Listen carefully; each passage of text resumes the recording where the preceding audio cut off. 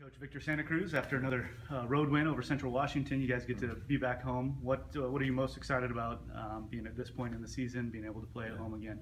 I think coming off of three incredibly tough teams, and to see your team just continue to raise up for the next test. Obviously, you want to be winning games. You practice, you prepare, you recruit. Everything is focused on, hey, winning. Can you win the game? And our guys have found a way to do that. So I'm extremely excited about that part with it. In all that, though, there's a lot to keep growing in, a lot to get better, and there's areas of our, all three phases that we have to put some work in this week and keep getting better. This is all about what are you going to do this next week, and so that's our mindset right now. You just said that you and obviously come off three very big wins against three pretty good football teams. Mm-hmm. Just what are your thoughts going forward? Does this kind of feel, and I hate to use the term, a trap game, because you've had three very emotional wins, and it's hard to for some teams it's hard to get up. But you always talk about winning the day. Yeah. So just how do you handle that this week? No, being in the business this long, you realize that anytime you step on a field, college football, it is an opponent that's got a lot of pride. It's an opponent that is going to give you their best game. So the trap term, all that, I think that's for the outsiders looking in that aren't inside the game, that are the guys who are not practicing every day, the guys who realize that how much work and sacrifice it takes to be successful.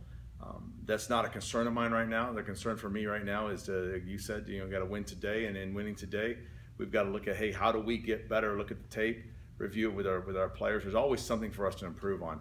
I think everybody wants to be extraordinary, and to be extraordinary, you got to find a way to make the most with the ordinary. And the ordinary we have is our day-to-day, and so we're going to make the most of it.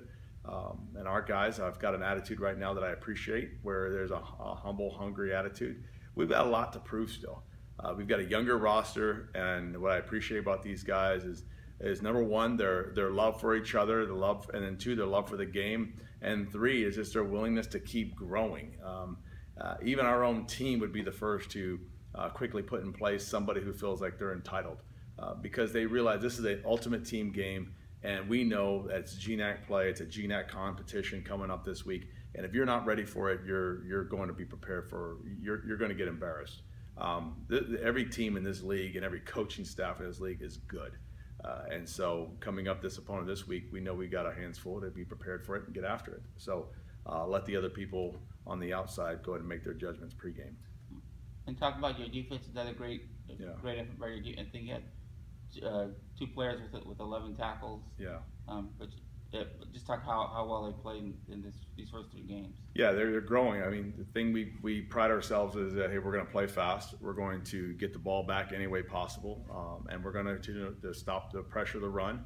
And we want to make sure that when it comes to those passing situations, we want to create an environment for the offense that it's a high-pressured environment.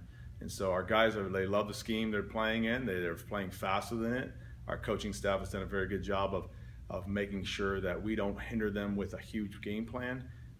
We try to make sure we tailor every defensive call to what our guys do best, and in that I think we have a lot of competition in the defensive roster as well, so that helps us quite a bit. I think it shows up. They've got a long ways to go though, and by no means do we crown them best defense in the world anything yet, but they're helping their team win a football game, and that's what I love about these guys. And they're going to run fast, and they're going to play like their hair's on fire, and they're going to be like a pack of crazy dogs that want to get after the football. And you play defense like that, you're going to have some success. And talk about your opponent, Simon Fraser, who seems to have gone from a team that was, a few years ago where you can almost count on a win, to a team that's playing very competitive. It looks like this year. No, they've got. It starts off with Calif. Their head football coach is doing an outstanding job. I know he's a good football coach. I know he's a good administrator. I think offensively, you look at them, they've got one of the best offensive minds out there calling plays for them in Joe Powpow.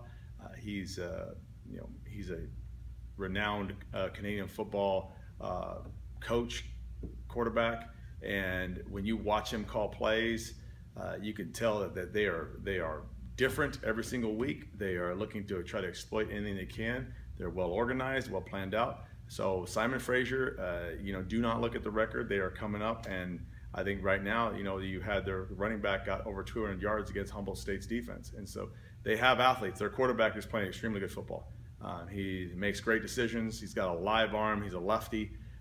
He's athletic.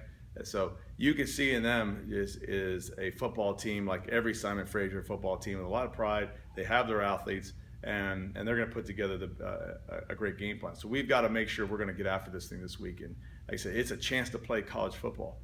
There isn't any vacations during college football season. So the vacations are after it's all said and done. So we know, hey, today is just as important as any day.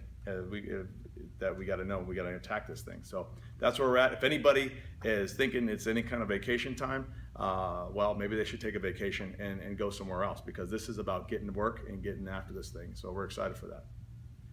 Coach, your team's among the national leaders in red zone efficiency, offensively and defensively, special teams, return yardage, special teams allowed, turnover margin.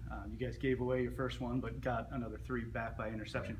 Which of those areas has been the biggest key to the success you've had so far this season? Every single one of them. I think it's, the game of football is it's a culmination of all those things, and you're looking for guys to be great in every one of those categories. Obviously, turnovers, when you look at statistics, speaks really highly of wins and losses. And +2, your odds pretty good are going to win the game. And right now, we've been doing a good job of being in the positive side of things. And it's a mindset, both offensively, taking care of the football, and defensively, getting the football back. I'm really excited about our special teams, what they're doing. I think where it shows a lot about our roster and the attitude that our players have, and knowing that is the big play. We have it's an attitude that I think Coach Heigert, our special teams coordinator, does an outstanding job of saying, hey, this is the big play, and you got to make it happen. And our guys now are seeing the fruit of that. With the red zone efficiency, I think that's one of the ones that you've got to make sure when you get down there. It's so hard to move a football. And when you get down there, you've got to find a way to come up with points. And right in the last game, we were 100% in the red zone. I know that our opponent was only 50% in the red zone, and that speaks in a close game of, hey, this is how the outcome's going to go our way.